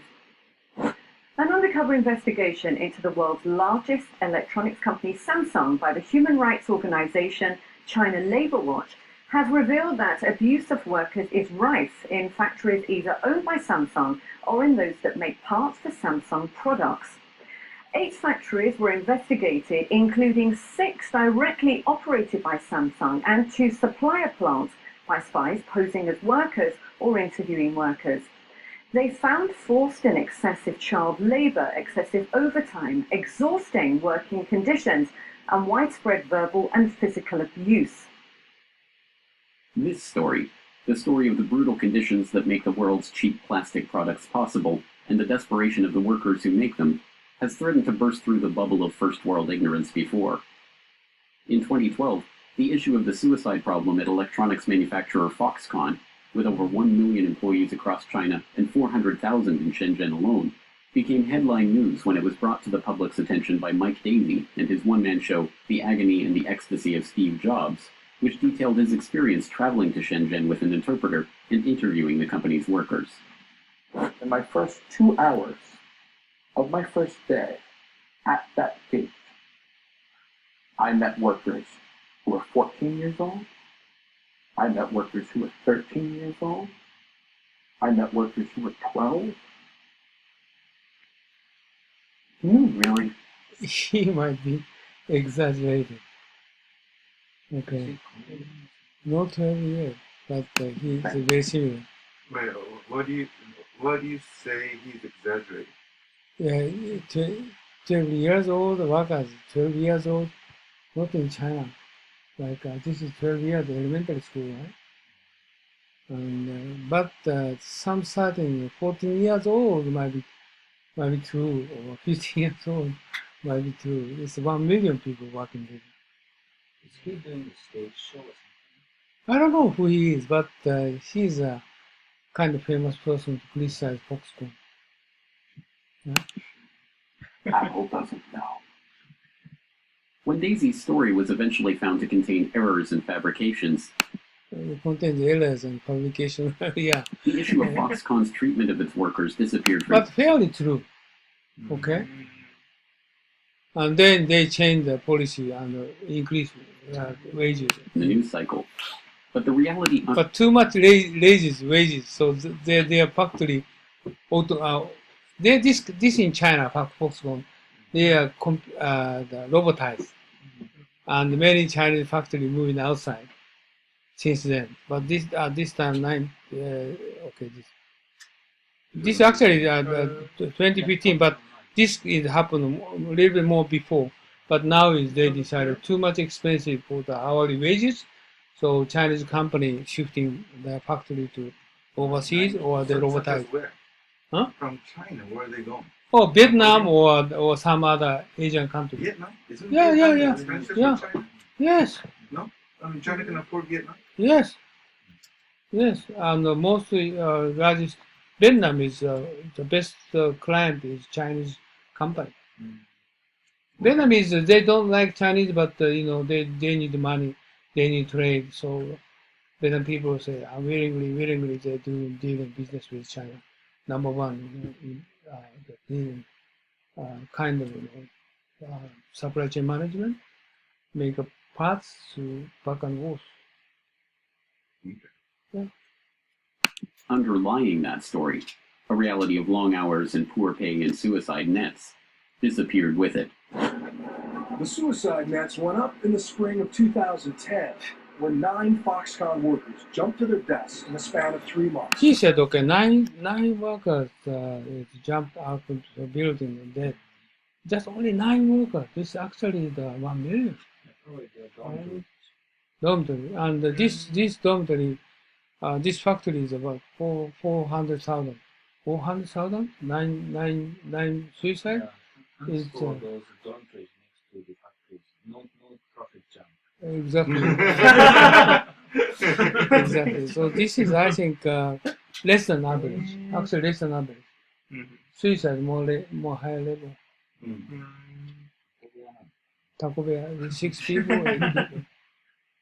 But very similar to the university dormitory. University dormitory I visited before the Darren. They are staying 6 people, 8 people.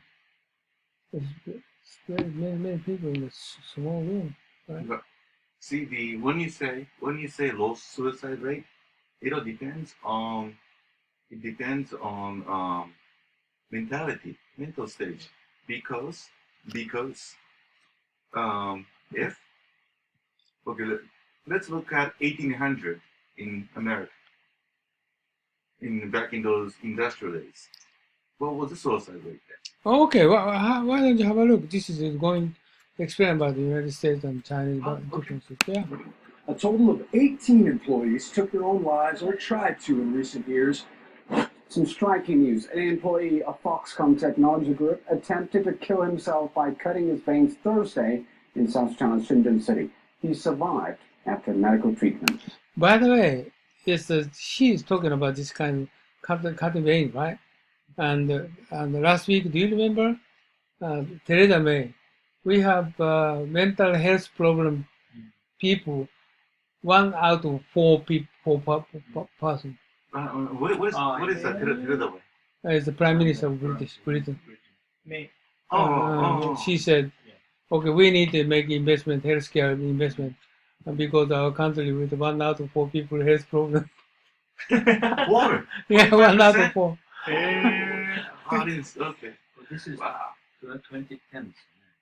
2010. These days, I think that those employees just disappear. Oh, this one? These days. The suicide attempt came after 12 Foxconn employees had tried to end their lives, and 10 had succeeded by falling from buildings so far this year. A tragic state of affairs, and in response, Foxconn has taken action to ensure the mental health of their employees. So mental health, right? By making them sign a pledge vowing not to kill themselves. Done and done. Well, the average worker building electronics in Right? See, this is an American case.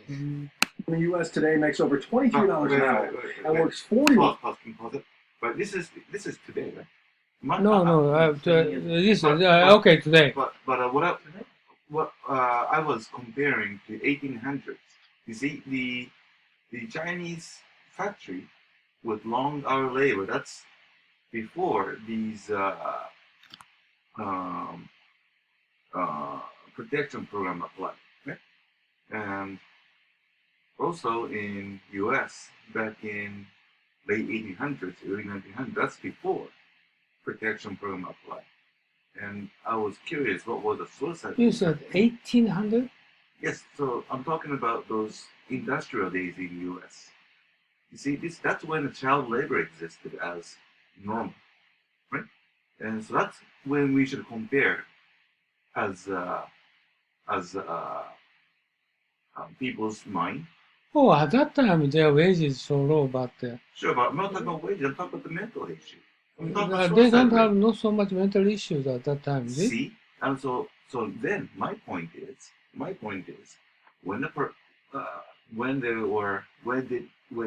when they didn't have much external Oh, okay, information. just listen. We didn't have much Yeah, external listen. information. 1 minute. 4 hours a week. Most of the people at Foxconn earn just over $2 an hour and strive. This one. But okay, $2 an hour, but then what is their living expense? They don't live in Japan. They don't live in US. What is the living expense in the area? Of course, they need to pay living expense. And they live in Dormitories, they need to pay. Not They need to free. pay? Not free. Okay, not free, but okay. And also, not 60 hours, more than 60 hours. Just listen, more than 6 hours. She's talking. For a 60-hour work week. Shifts have overtime built in, so workers regularly do more than 60 hours a week. Regularly do more than 60 hours a week. It means regularly more than 60 hours a week. It means every day more than 10 hours. Week, more than Apple's guidelines. So if This is a problem. I think not only salary, I think long hours work, and also they just as you see, like a Kanban system. So just automated to they have heavy burden. Yeah, heavy burden. They just living within the factory place, so not very boring life. They just spend their life in weekend. But also this is actually assembly line speed is very high speed and more than 10 hours every day. Oh, it's caused problem Okay, anyway. that's stressful. Okay, I see. And only women. Why only women? Because they don't have a chance to find a boyfriend, and they can't go outside or like take a dinner. No, every day work until late night. So that's a cause mental health problem, not only the wages. The workers at the bottom of China's economic miracle have seen very little of the benefits of that miracle. The question is, who has? The answer, perhaps unsurprisingly, is that a small group of families, all related. Now it's switching to the small group of family. To a small cadre of politicians and bureaucrats surrounding Chinese leader Deng Xiaoping during the country's transition out of Mao. Deng Xiaoping, okay. And 1989, I bought condominium in Beijing. At the first time they built and second wife, I just give them the condominium, but the next door is the family of Deng Xiaoping. This is at that time they just a lot of lives, right? A lot of lives. This one. Maoism in the 1970s have reaped the lion's share of this new wealth. And they did so by cutting a deal with the corporate, financial, and banking elite of America, who were searching for a way to move the U.S. manufacturing base offshore. In order to understand this part of the story, we must first understand the history of China to know that this is not the first time the country was colonized to serve wealthy foreign interests. In the 18th century, Europeans developed a taste for various Chinese goods, including silk, tea, and porcelain. The trade for these goods was largely one way. China was not so interested in European goods. As a result, more and more of Europe's silver bullion found its way into China and stayed there. To correct this trade imbalance, the British East India Company hit upon a Machiavellian solution. It used intermediaries in Turkey and India to smuggle opium into China, where opium dens became commonplace and the effects of opium addiction ravaged the Chinese countryside. By 1838, as many as 12 million addicts populated the opium dens, many idle and unemployed, some selling their family into slavery to afford their habit. When Chinese Special Imperial Commissioner Lin Sishu was dispatched to Canton, now modern-day Guangzhou, to stop the opium trade, the British responded by sending warships and expeditionary forces to wreak havoc on Chinese ports and coastal cities. Maybe you're familiar with this, right? Okay. This, the First Opium War, led to a decisive British victory in the Treaty of Nanjing, which ceded Hong Kong to the British, as well as forcing open 5 major port cities to British trade, including Guangzhou, Xiamen, Fuzhou, Ningbo, and Shanghai. This began an era that Chinese nationalists later called the Century of Humiliation. Many places they are talking about humiliation. The century of humiliation in this age. And also humiliation against British, humiliation against Japan. Dynasty had itself been humiliated, and unequal treaties like the Treaty of Nanjing. That now is why Xi Jinping talking about China Kingdom. Also, he is behind the scene. He's considered for the century of humiliation. How to recover China as back to the Qing dynasty. Okay, dominant in the world, 18th century, right? Undermined traditional Chinese trade restrictions, foreign relations, and even the country's legal system.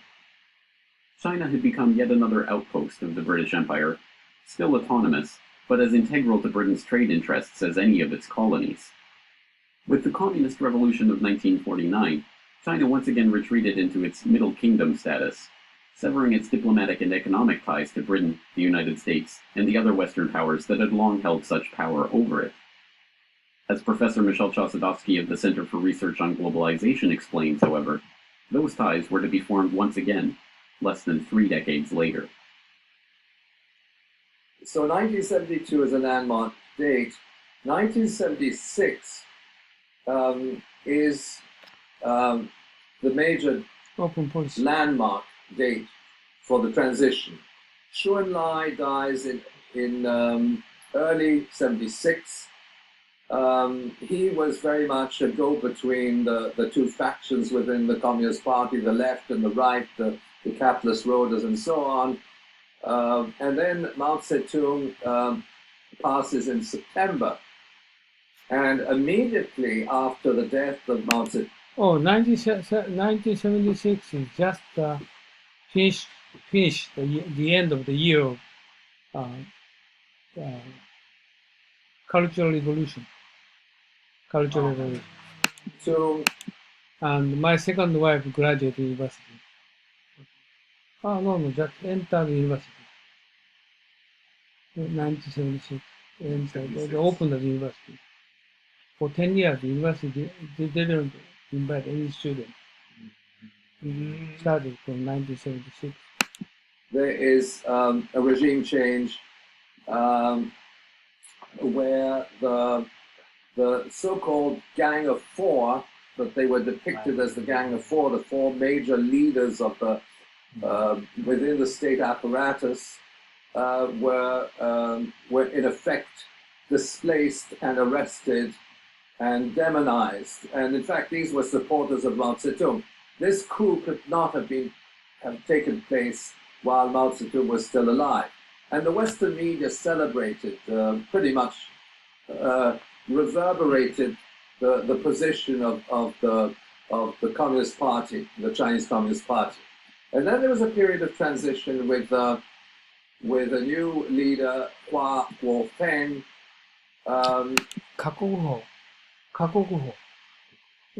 He said,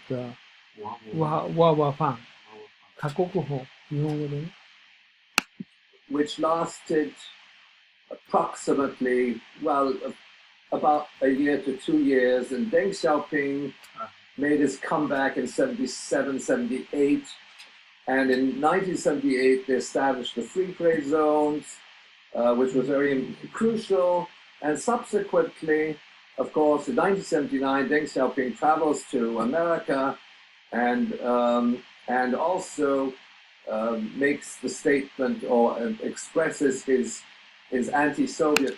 Oh, 1979 is 1976 is not open market policy. They just established the open country. Sorry, open their country. Position, and he said, "How do we tame the polar bear?" So to speak. And then in the early 80s, you had some important landmark decisions. One was, I think, 83 was the new Chinese constitution, which abolishes the People's Commune, which ultimately was still... Oh, he said 1980 abolish commune is 生活共同体。だから農業の共同、コミューン。なんていうんですか、コミューン共同体。共同体日本共同体ロシアのコルフォーズみたいな。じゃあ、人民公社。人民公社廃止した。1980。人民公社ってあの当時は1980年までは、土地を保有しないでね、土地を個人の農民が保有しないで、共同生活をするために、人民公社があって、そこでみんな働いていく。売り上げとか成果全部均等に分けていく。あ、じゃあ本当に共産主義。1980, until 1980, and then commune is they just delegate those farming land to each family, but still they have system is very sophisticated, okay? But not they don't have owned their land, even if commune is abolished. Village owned the farm land. So villagers still now they cannot sell their land, farmland. But farmer they can manage by themselves now. Yeah? They breed their crops, but they can sell by themselves. How they manage to inscribe economic policies within the constitution is quite unusual in some regards. And then in the following year, in '84, they extend the special economic zones to much broader areas in what were formerly the treaty ports of the colonial or the semi-colonial period. Now that is of course very important because what they were restoring, and in the same cities, we're talking about Tianjin, Guangzhou, Shanghai, of course, and what they do is they restore areas where foreign companies can come in and invest. It's much more directed towards broader industrialization, technology. It's not limited simply to assembly line type of operations, but that was of course very crucial. Now, I should make a flashback to the 19th century because in the wake of the Opium Wars, which started in 1839, which, well, without getting into the complexities of this war, there was a treaty, and there were subsequent treaties. The Treaty of Nanjing is 1842, which opens up China to Western merchants and investment and so on, including, and then subsequently railway. He's talking about China defeated by Opium War. At that time, he said the same thing, open the port. Is public infrastructure and so on, and puts China's trade under the control of the colonizers, in particular Britain, and control the customs. Now, that particular structure was used as a model to restore the relationship to foreign capital in the wake let's say, in the wake of Mao's death, what we might describe as the post-Mao era. So what he wanted to say, China had experience before. Okay, open the port, open the territory to the foreigners. Correct. And they use, in fact, the same terms, the open door policy. Now, the open door policy is an American concept, which was part of a treaty. It's the Treaty of Wanxia, which was signed shortly after the Treaty of Nanjing. And so there they reinstate the structures of trade which prevailed prior to 1949. The ringleaders of this transition are known in China as the Eight Immortals. Communist Party. This is Eight Immortal. Eight Immortal. Members who rose to prominence after the death of Mao Zedong in 1976.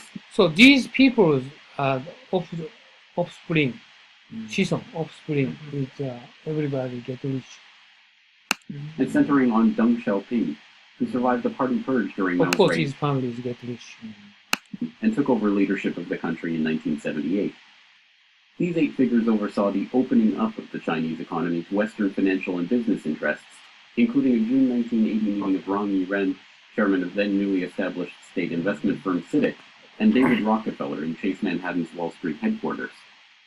The meeting, attended by the chief executives of nearly 300 corporations, charted a course for economic and technical cooperation between the economies of China and the U.S.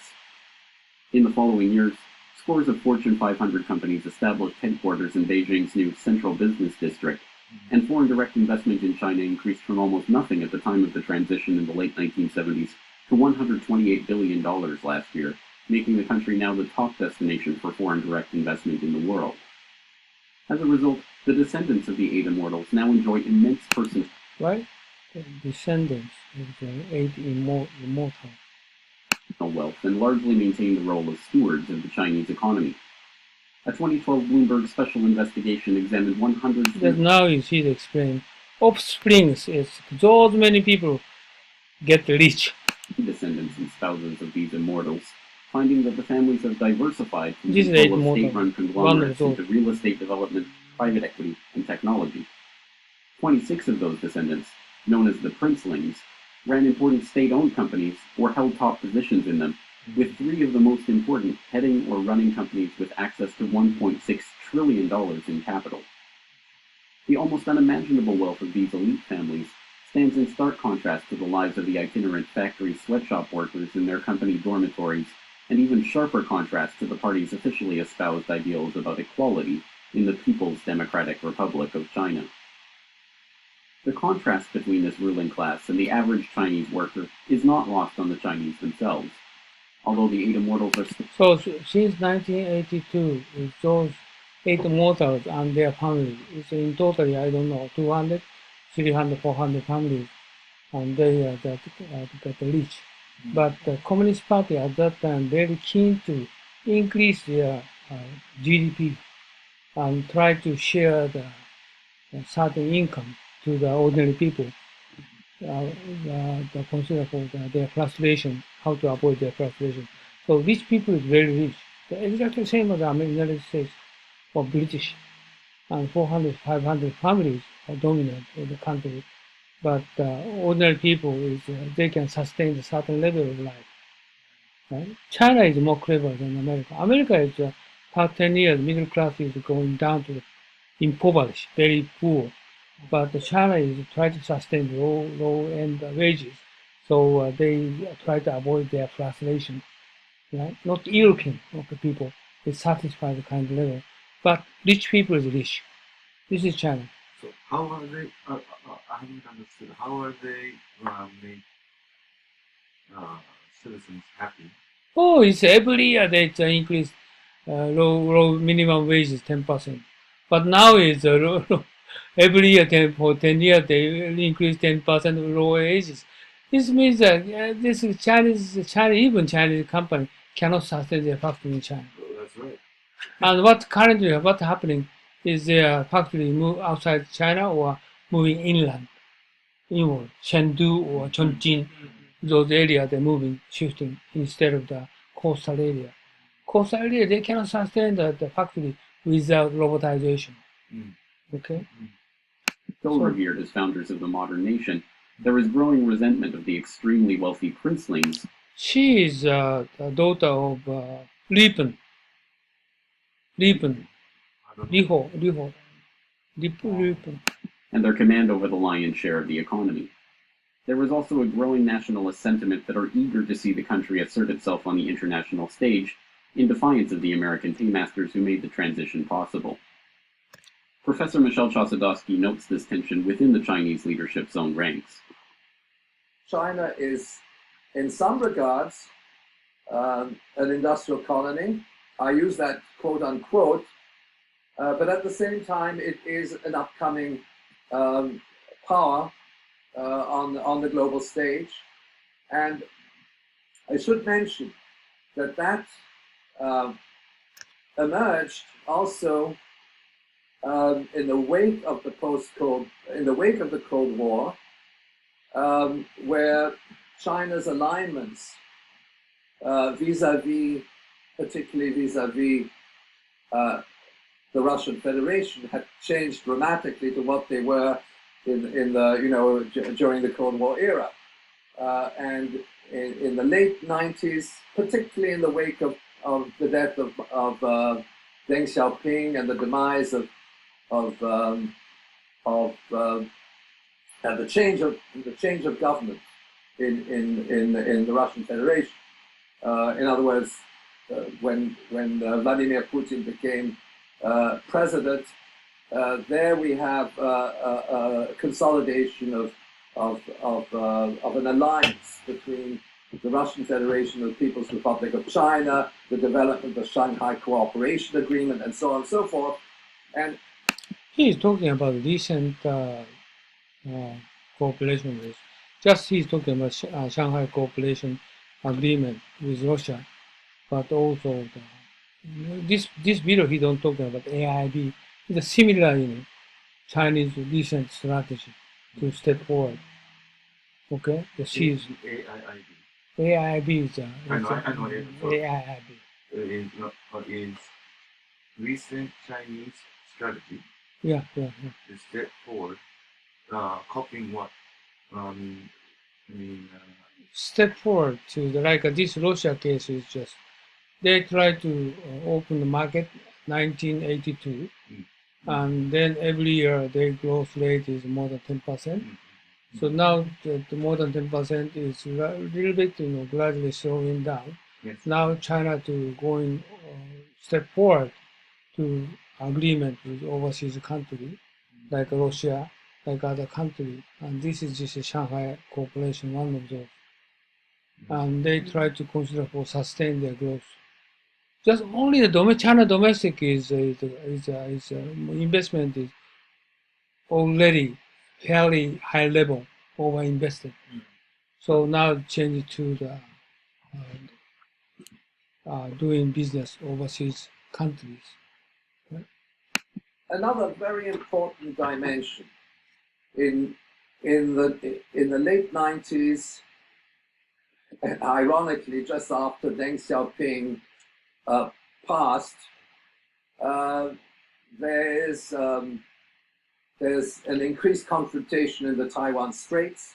Of course, there was always confrontation in the Taiwan Straits, but then it was at that point that China developed its military cooperation agreements with Russia and started to build up naval facilities in the South China Sea to counteract. He's just talking about a little bit mixing year of the strategy of China. He said 1990, but this kind of South China Sea is now. The China government decided to more enforce their naval forces. Well, due to Obama. No. This is China Kingdom, Right. not Obama. The China that Deng Xiaoping dead. Okay, several premiers passed, but this kind of Xi Jinping decided, oh, now we're going to build China Kingdom. Well, I see. I mean, I see the direction, but what triggered or what helped China?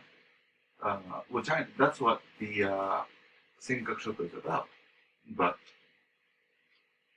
No, not Senkaku Island. There, China is okay. We decide the global number one naval force because they try to establish China Kingdom. Naval force. Naval force. Naval force. So they are aiming to become number one. Okay, reducing army to enforce naval.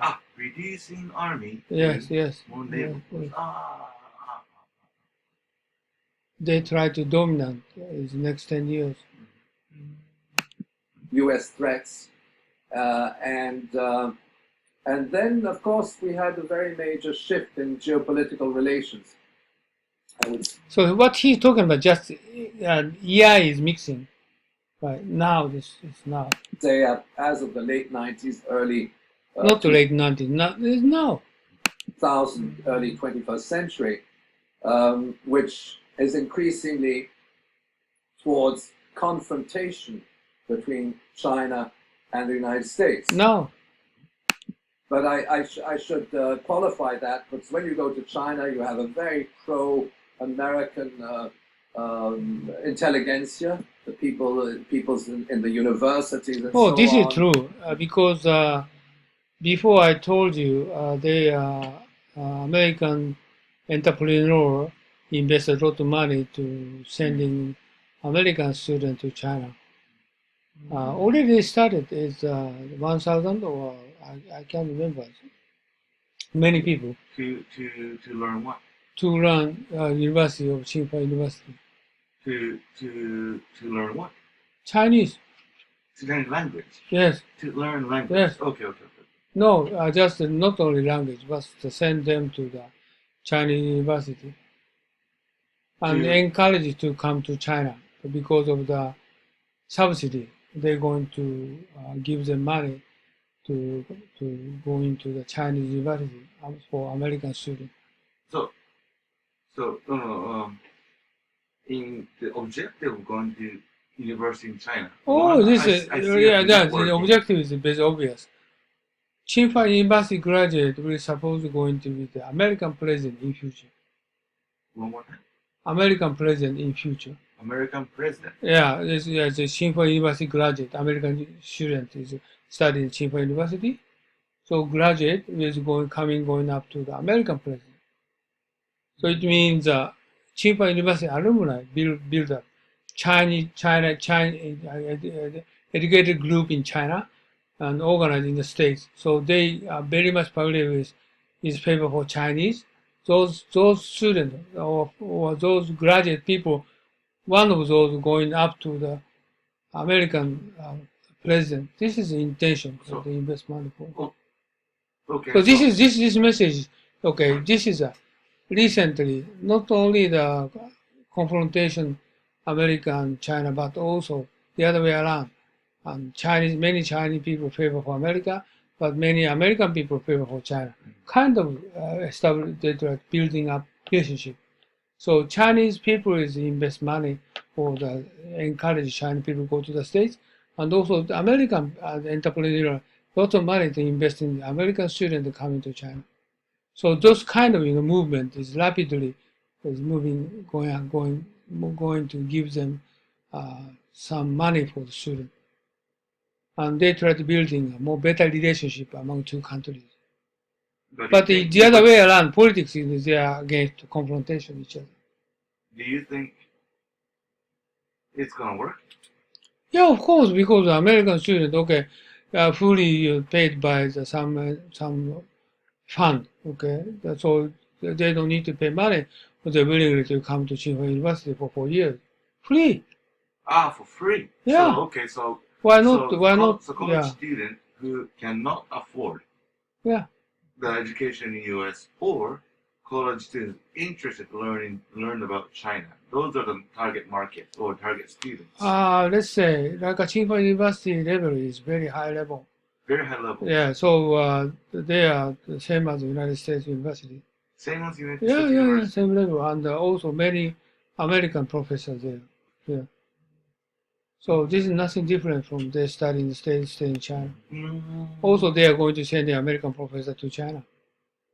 Like so, the Chinese government, this is target they try to building up, but Hong Kong University is more high level than Tsinghua University. But Tsinghua University or Beijing University try to much more encourage to get in a higher level. Right? Tokyo is better than Tokyo University. This is better than Tokyo University. Yeah, of course.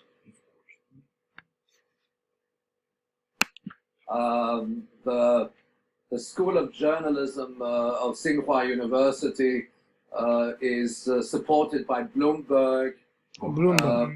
People at the Academy of Social Sciences are very much tied into Western values and so on and so forth. So that, in fact, I would say the leadership is very much divided. By the way, Tsinghua University is especially graduate school teaching in English, not in Chinese, English. America is very visible.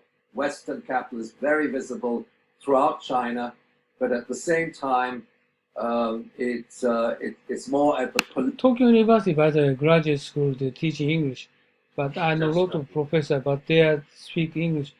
9/10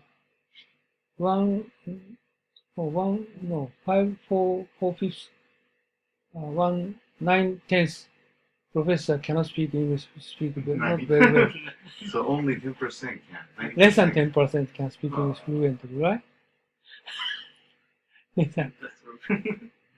Yeah, listen, I know that. Geopolitical level that there's confrontation. And I think that the Chinese... You know why? Because graduates the school, Tokyo University student, majority is not Japanese. Came from Indonesia, or came from China, came from some other Asian country. So professor, he can speak English very well, but it does no problem at all. Not Westerners. So not like a Tsinghua University. A lot of Westerners as students is joining Tsinghua University. The professor they should speak native English here. Say, well, we're a capitalist economy in our own right. We're not going to be a subordinate colony of the West. But if you look at the actual mechanics of foreign trade, they still are, because they're producing commodities for the world market, and they are sort of feeding the non-productive structures of Western capitalism. So if you're going to, the education is very important, I recognize, okay? And Japanese is including university and professor qualification, and also that they have recognized some sort of problem issues. Elementary school teachers and middle high school, but also university professors level is very low. This is a problem. But they focus on specific areas, very much advanced, but not those people, not for education, purpose for education. Education is very poor in Japan. Okay, professor cannot teach students. Okay, professor cannot teach students, right? You understand, right? So No, Japanese. I don't understand. Could you explain one more time? Okay, the professor, like for example, Tokyo University professor is very short. If you see, if he's going to get a doctor, very short, narrow scope, he's going to specialize. This kind of specialized areas, how come those professor can teach students? More broader, perspective he should have, but not professor. As a fundamental. Yeah, exactly. They don't study minor. Exactly. This is a problem. By the way, okay, this one is okay. Just sort of, I just a little bit abbreviated here, and the time has come. So unfortunately, I can't show you. But this is Western liberal democracy would be wrong for China. This one is. I don't show you today, but this one is 1 hour 30 minutes video, and but this is very good video. But if you have a time, have a look beforehand. not easy to understand. Okay, but I try next week. But which one is easy? By the way, I just since yesterday, I just viewed all YouTube for today 5 hours before this session, and yesterday I spent another 5 hours because this one is 1 hour 40 minutes. If you're going to have a look twice, it's yeah. This guy is first speaker, and John Weiwei, but this guy is let me try to say he's not smart guy.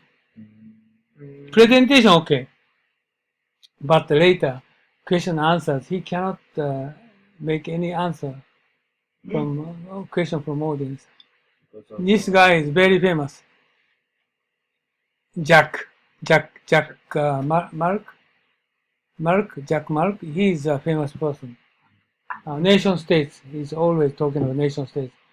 But this one is supportive for China. Okay, these people is support China should be more westernized democracy. This is again democracy. But this guy is also he's not smart guy. He is famous, very famous. This is Oxford. Oxford. Yeah, but he is not smart guy. The two guy is my observation terrible. Okay, but presentation no problem. But question answers they cannot make question answers. But this lady, she came from Hong Kong. But this is very old person, but almost nothing. But she is a super lady. She explained democracy, okay, and she explained democracy and support for China should be more democratized like Hong Kong. But she completely understand what is democracy, not voting. And like as you know, China is a meritocracy, meritocracy. So step by step, going up to 20 years, 30 years, going top the level, the meritocracy. So they said we don't have exception. Every person is going to the top is very super guy. I agree with that. But she's talking about, oh my goodness, this is not voting. Democracy, we need to go into every people need to join, human rights. Also, we need the freedom of speech. So, without those things, how come we can speak of democracy? China should going to consider for democracy in future, she said. So she understands democracy because I taught you many times what is democracy. So whenever you're going to join the kind of discussion, whatever, in Japanese, in English, but none of Japanese can speak out what is democracy. But she's 100%, she's very beautifully explained what is democracy. And finally, the first voting, and those people won. But final voting, she won. So next week I'm going to explain each by each what is the problem, what is the good point. And but this is 1 hour 40 minutes, that is 2 hours short. So but more for effective way I try to explain. But this is very important video. Maybe if you have time, have a look. But maybe you don't have time, it doesn't matter because I'm going to show you this one. This one long, not long explanation. Only this one. Okay, wow, so very summarized. Okay, this is I viewed twice. So no, actually, more several times I viewed this video, and so this is next week, and you just expect for this. Okay. Any question? Oh, well. So I mean, today's material also has been uploaded. Yeah. Uploaded. That's what I need to download first. And we're at the page 58? Uploaded. 59? 60? What? 58. What do you mean 58? Page of your file. 50. What do you mean 58? 58. I want to finish this, but I can't find it. Where is oh my god, I can't. 確かにカバンによって変わります。どっか消えちゃったよこれ。58ぐらいです。何が58って。ページです。ワードマップか。ああ、そういう意味テストのああ、ここで sorry, I don't know. 1万人ワード100ページ超えてるんですか、これ。そうだ、書いてない。あれこれどうやって閉めるんだろうレコーディング。あれこれ、今日タフだったよね。あれこれ、録画してんだけど。録画してんだけどさ、これ、あった。